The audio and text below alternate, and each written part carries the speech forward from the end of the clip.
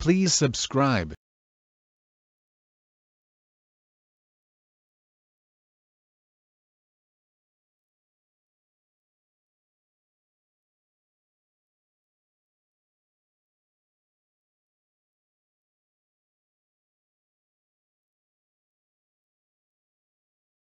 Like.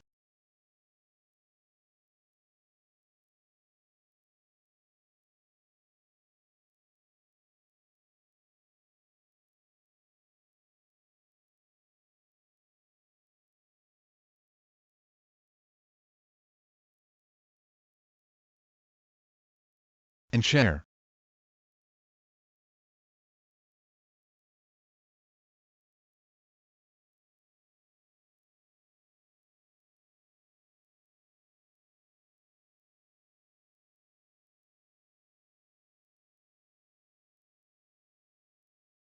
Welcome to GE 8. Ethics.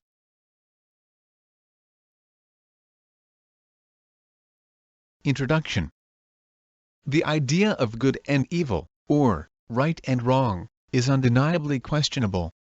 Since the aim of philosophy is to answer the big question of morality, it is necessary to inquire to know the reason about moral justification. This lesson is leading toward the description, norms, definition, and division of morality. Learning objectives. Understand the concept of morality. Discuss the description, norms, definition, and division of morality.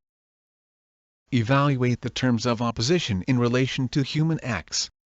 And distinguish between right or wrong, good or evil, and just and unjust, etc. Description of morality. Morality, according to Paul Glenn, is that quality of human acts which leads us to call some of them good and some evil. Hence, the questions are, what is good and evil? Are they similar? What are their characteristics? What is the difference between them? We already know the answer here, but the very reason is, for us to be enlightened again, and refresh our knowledge about morality. According to Reyes, good and bad are often used as equivalent of right and wrong. Now, according to Gert and Gert, there are two ways in order to define morality, the descriptive and normative ways. The first one is through descriptive definition, which refers to the codes of conduct put forward by a society or group. For example, religion is being accepted by an individual for his or her own behavior. In other words, morality is based on the individual's subjective commitment towards the codes of conduct. Thus, an individual may deny the universal morality. The second way to define morality in a normative definition is that a code of conduct that, given specified conditions, would be put forward by all rational people. In other words, a group of people in a society accepted the codes of conduct, which attain certain intellectual and volitional conditions. Norms of morality. Morality presupposes a standard that is based on oppositions, for example, good or evil, just and unjust, right or wrong, etc. Now, what constitute norms of morality? Two important terms need to discuss here, the divine reason, eternal law, and conscience, human reason. Every human act that are in harmony with the eternal plan are good and in contrast are evil. Definition of morality. Ethics and morality are interchangeable. Ethics is a science that deals with the study of the morality of the human acts.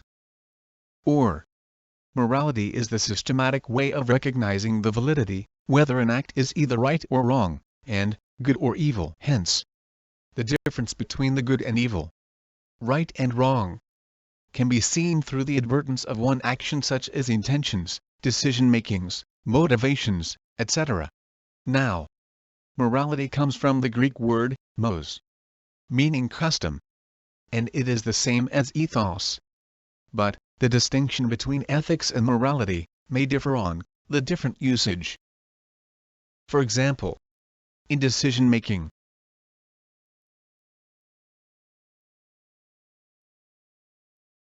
stop and think, clarify goals, determine facts, develop options, consider consequences, choose, and monitor and modify. Because of these 7 steps, it seems that one should not take moral decisions lightly. In other words, decision-making is a serious one. Divisions of morality. There are 3 major divisions of ethical philosophy: the virtue ethics, deontology, and consequentialism. Virtue ethics is a character base developed by Aristotle and other ancient philosophers. It helps us to grow and develop as a virtuous individual. Deontology is an ethical theory about the rules and on how one will distinguish right from wrong or vice versa. It is associated with Immanuel Kant philosophy, which concerns about the universal moral law. Lastly, consequentialism focuses on an individual judgment, especially on the consequences, in which he or she decided to do that and avoid this. This may concern also on the theory of utilitarianism and hedonism.